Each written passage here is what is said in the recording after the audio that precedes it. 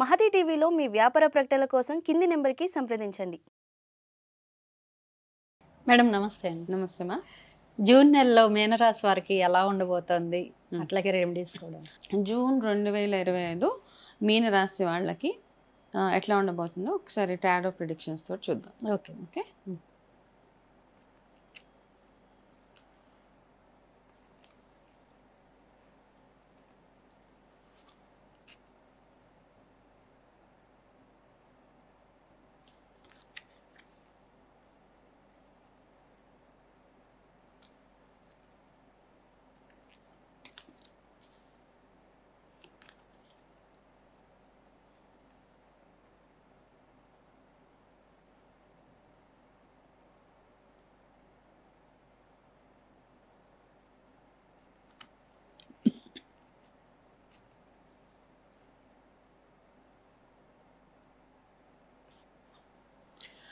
Okay. So మీన రాశి వాళ్ళకి first card ఏంటంటే 2025 జూన్కి మీకు చాలా లోన్లీనెస్ ఫీల్ అవుతూ ఉంటారు most of the times. Okay.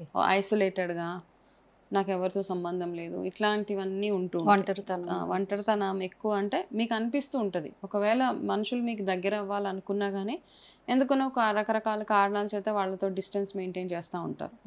So కానీ ఏంటంటే ఈ ప్యాటర్న్ మీరు బ్రేక్ చేయాలి in the month of June అనమాట. అట్లా చేస్తేనే మీకు అంటే హార్మోని అంటాం రిలేషన్షిప్స్లో కానీ ఏ విషయంలో అన్నా కొంచెం మనశ్శాంతిగా ఉంటుంది. కాబట్టి ఆ ప్యాటర్న్ మీరు బ్రేక్ చేసుకోవాల్సిన మంత్.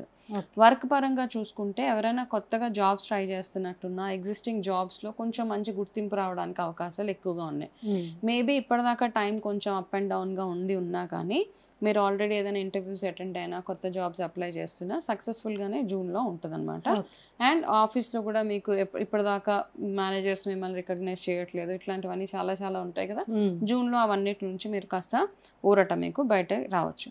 అయితే మీరు ఎంత సర్వీస్ మీద ఎంతగా ఫోకస్ చేస్తే, సర్వీస్ అంటే అన్ని రకాలుగా అంటే ఈ మామూలుగా మనం చెప్తూ ఉంటాం రెమెడీస్లో గోసేవ చేయమని, పక్షులకి ఫుడ్ పెట్టమని. సో మీరేంటంటే మీనరాశి వాళ్ళు, మీ రాశే మీనరాశి కాబట్టి మీరు ఈ చేపలు ఉంటాయి కదా, ఫిషెస్ ఉంటాయి కదా, వాటికి ఎంతగా ఫీడింగ్ ఎంతగా వేసుకోవాలి. అట్లా అని ఇంట్లో తెచ్చిపెట్టుకోవడం అట్లా అని నేనేం సజెస్ట్ చేయను అవన్నీ. ఓకే, కాబట్టి మీకు ఎక్కడన్నా కొన్ని చెరువుల దగ్గరికి వెళ్తున్నా అది మీకు తోచినంత ఏదో ఒకటి చేపలు అవి తినడానికి మీరు అట్లా వేసేస్తూ ఎన్నిసార్లు వీలైతే అన్నిసార్లు మీరు ఈ రెమెడీ చేస్తే మీకు చాలా చాలా మీకున్న బ్లాకేజెస్ కానీ రిలేషన్షిప్స్లో చిన్న ఇష్యూస్ ఏవైతే ఉన్నాయో అవన్నీ తొలగిపోయే అవకాశాలు ఎక్కువగానే. సో ఫోకస్ సర్వీస్ మీద ఎక్కువగా మీరు ఫోకస్ చేయండి. వర్క్ పరంగా సక్సెస్ఫుల్గా ఉంది.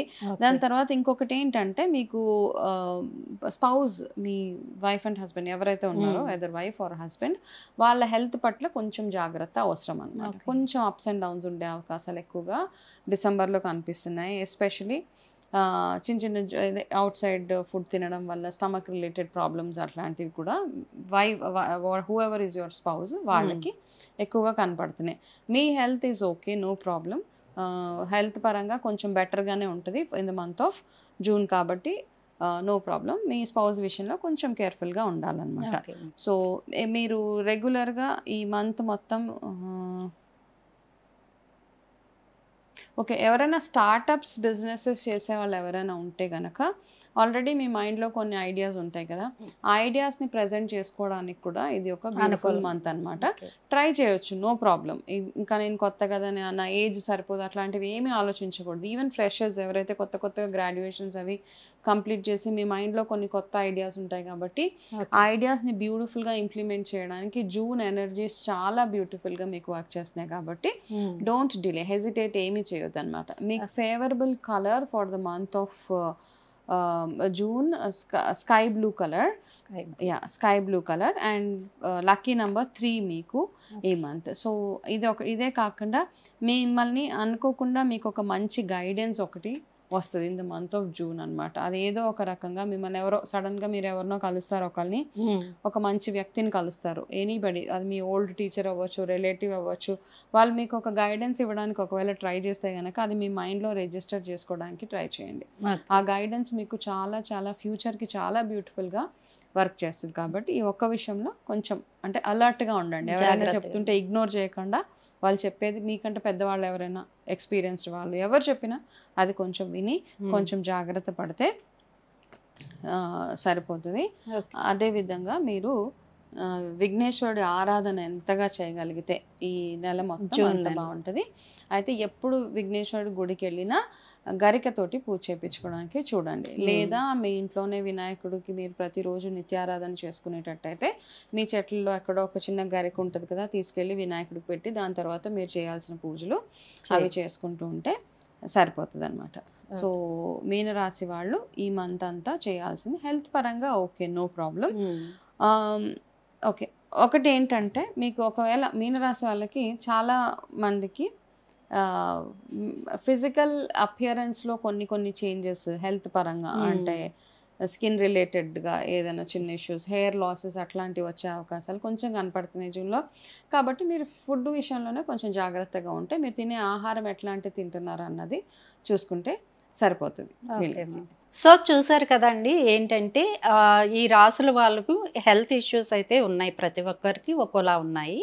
వాటిలన్నిటికి కూడా మేడం గారు చక్కగా రెమెడీస్ కూడా వివరించారు.